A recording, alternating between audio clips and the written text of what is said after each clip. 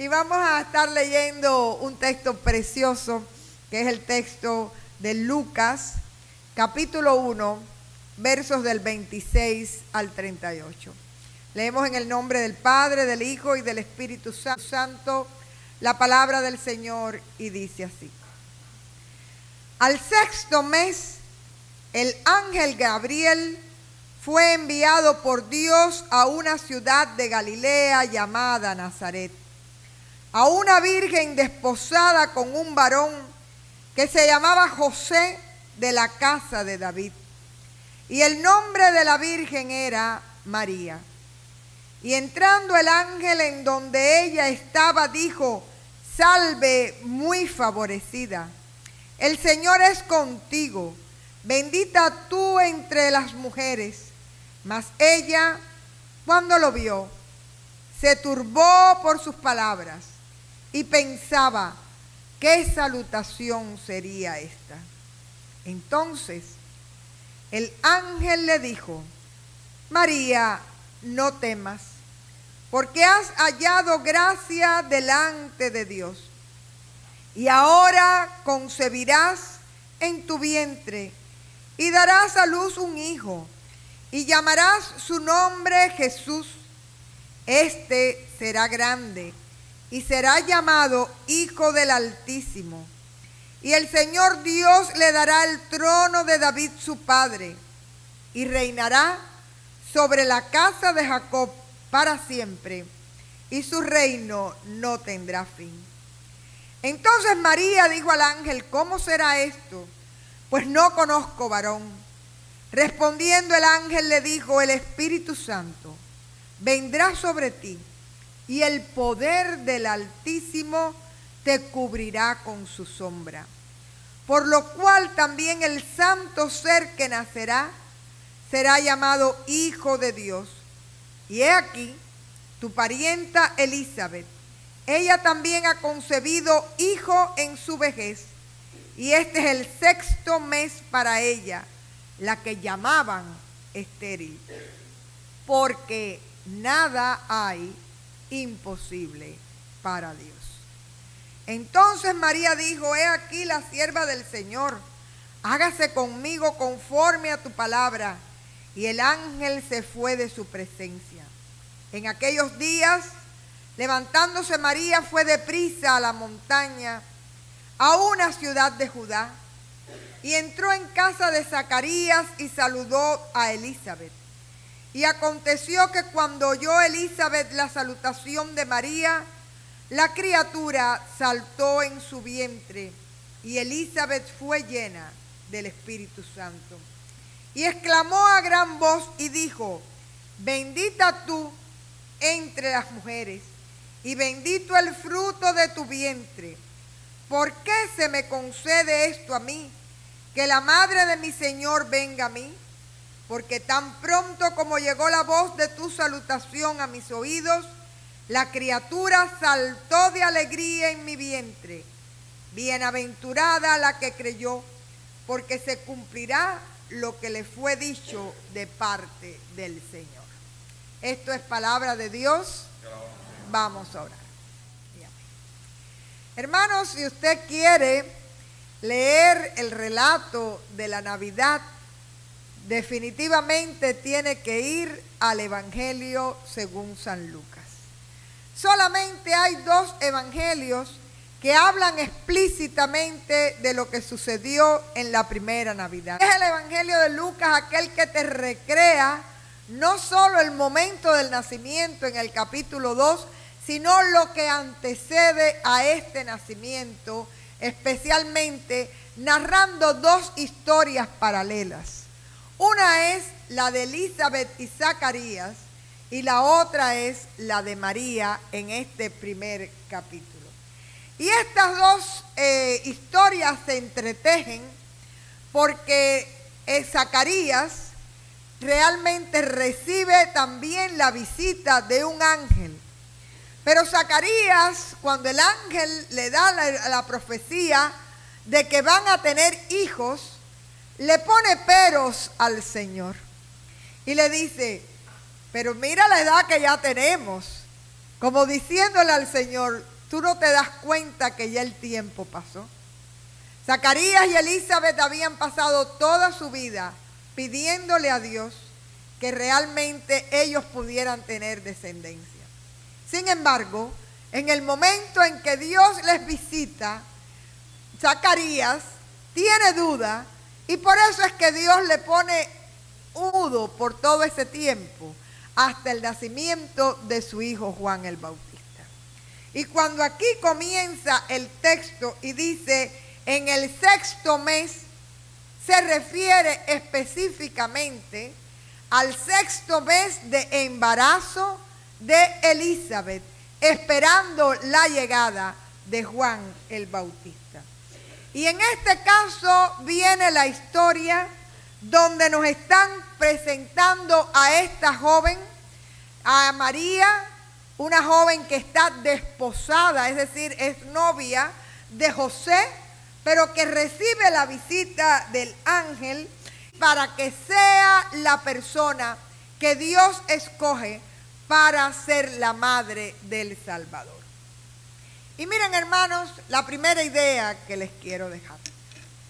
En aquel momento, primeramente, la mujer no tenía gran valor. Pero por otra parte, ¿quién era María en un pueblo perdido de Nazaret? De hecho, era una persona muy joven, pero Dios no mira las apariencias, Dios mira nuestro corazón. Y lo humilde y lo despreciado del mundo, Dios lo llama y lo usa en sus proyectos de salvación. Si ustedes le hubieran preguntado a María, ella nunca hubiera pensado que iba a ser escogida por Dios. Como puede ser que usted también se sienta que no es digno o que no tiene las condiciones para que Dios le llame para usted servir en áreas muy específicas de la vida de la iglesia o del ministerio del reino en medio de este mundo. Pero Dios mira el corazón y cuando a Dios le agrada el corazón, Dios escoge y fíjense ustedes que el ángel la llama bendita. Y de la misma manera, Dios nos mira a nosotros, Dios nos escoge, Dios nos capacita y nos usa para salvación y para ser agentes del reino. Así que esta primera lección que nos da María en esta mañana es que nadie tenga en poco lo que es, porque cuando Dios quiere glorificarse a través de tu vida, Él lo hace para bendición. ¿Cuántos dan la gloria a Dios? Y usted puede que piense ahí en su corazón, y yo lo pienso personalmente, que yo soy uno de esos casos donde nunca en mi vida pude pensar que Dios me iba a llamar al ministerio ordenado. De hecho, cuando el Señor me llamó, mi primera reacción fue de mucho miedo. Y tengo que confesarlo. El pastor anterior de este púlpito había sido el reverendo Martín Añorga.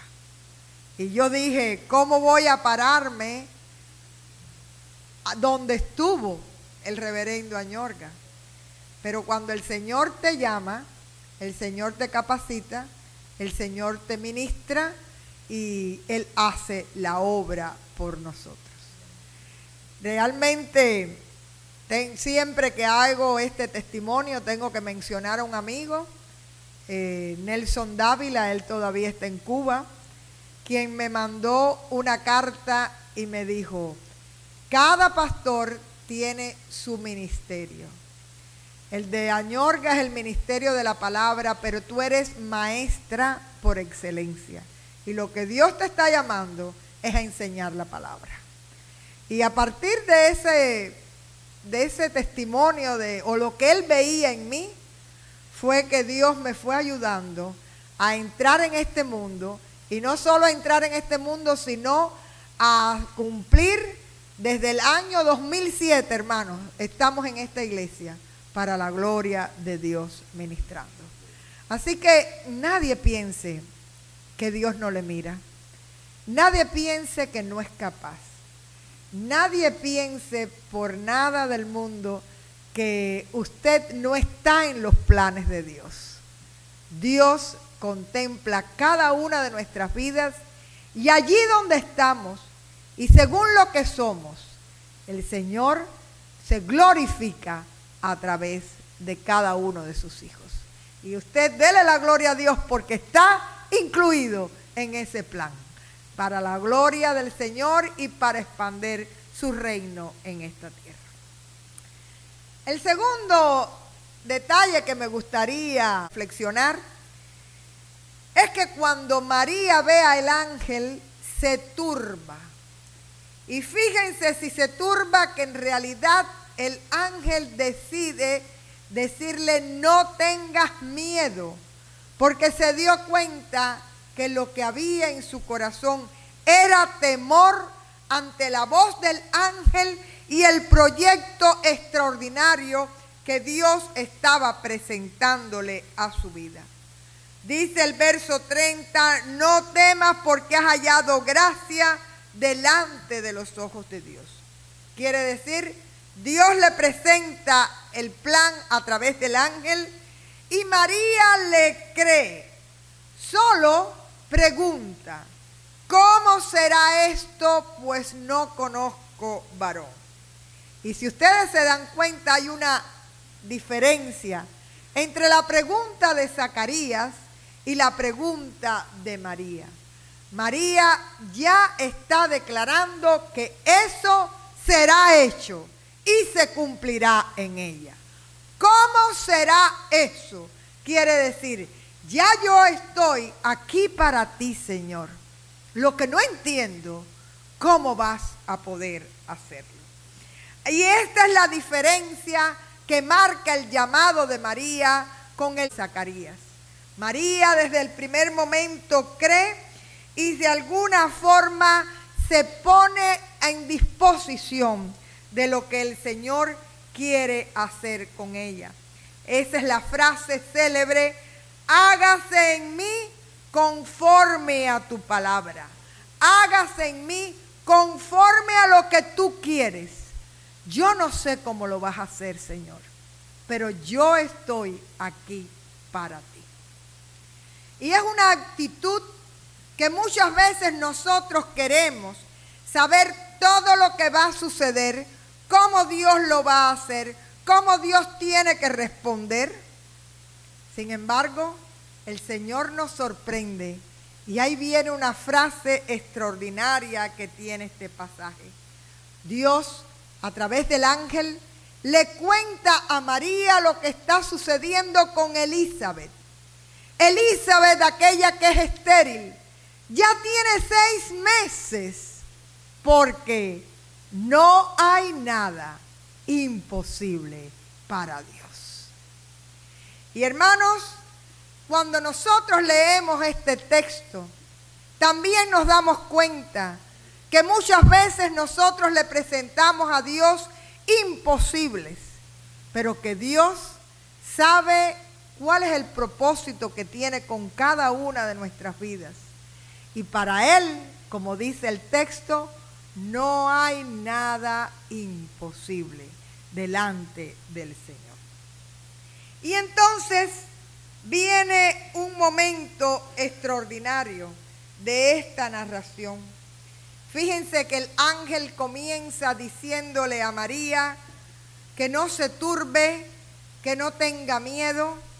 Pero esta María, una muchacha joven, siente en su corazón tras la visitación del Espíritu Santo que debe ir a compartir su experiencia con aquella otra mujer que también ha tenido una experiencia con el Espíritu Santo. Muchas veces cuando nosotros leemos la palabra pensamos que el Espíritu Santo comienza a ministrar a la iglesia solamente cuando sucede el Pentecostés. Sin embargo, si ustedes se percatan, María ha recibido la visita del Espíritu Santo para concebir a su Hijo Jesús. Y el Espíritu Santo se ha glorificado en la vida de Elizabeth y de Zacarías para darles un hijo que va a ser aquel que anuncia la buena noticia de la salvación a la humanidad. Y fíjense ustedes que en este sentido María se va de Nazaret, va rumbo a Judá, dice que va a una ciudad de la montaña y allí se encuentran estas dos mujeres, Elizabeth y María. Y me gusta visualizar ese momento porque se encuentran dos mujeres que han vivido el milagro de la presencia de Dios. Dos mujeres que han vivido el milagro de la visitación del Espíritu Santo. Dos vientres que traen vida para la gloria de Dios. Y la usanza era que la mujer joven le rindiera honor a la mujer mayor. Quiere decir que en este caso María debía rendirle honor a Elizabeth. Sin embargo, para sorpresa de María, Elizabeth al saludarla dice que siente que su hijo salta de alegría en el vientre. A mí esa frase de que el salto es de alegría me puede y me encanta, porque si hay algo que trae a Jesús a nuestra vida es la alegría.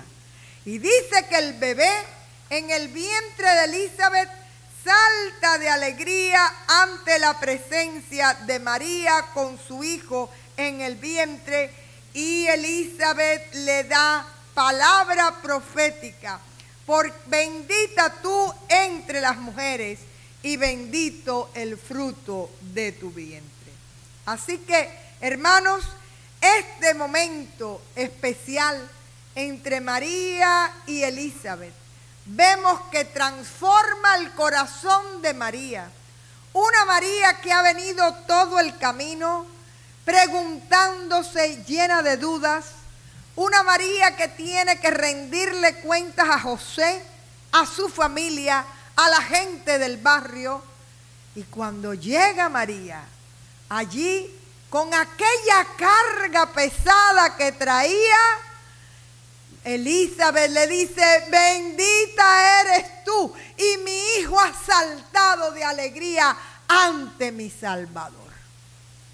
Hermanos, ese es el Dios que nosotros conocemos.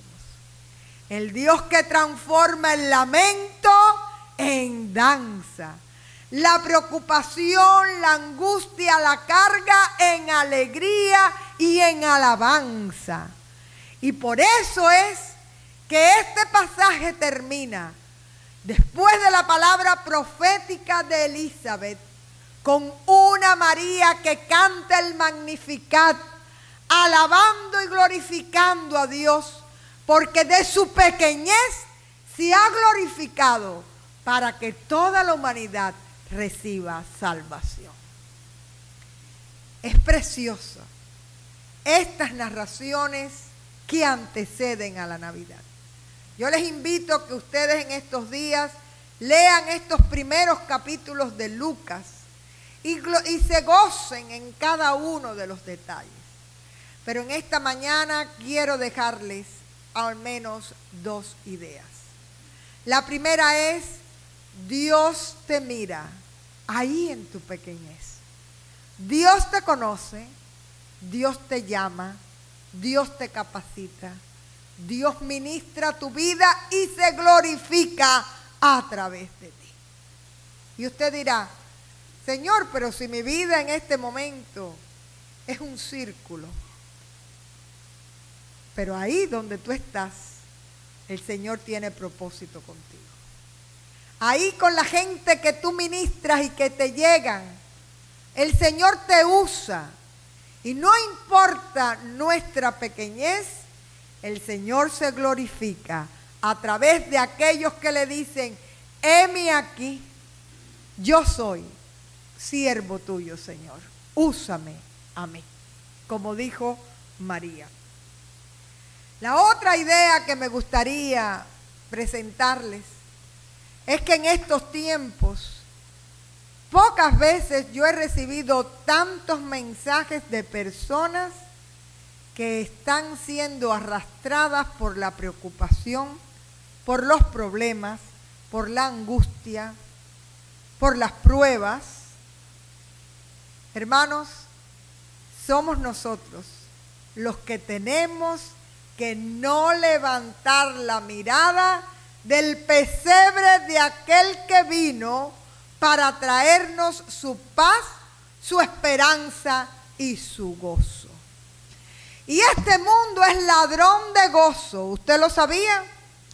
Si usted entra en esa vorágine, usted se va a perder el verdadero sentido de la Navidad, que es el gozo del Señor.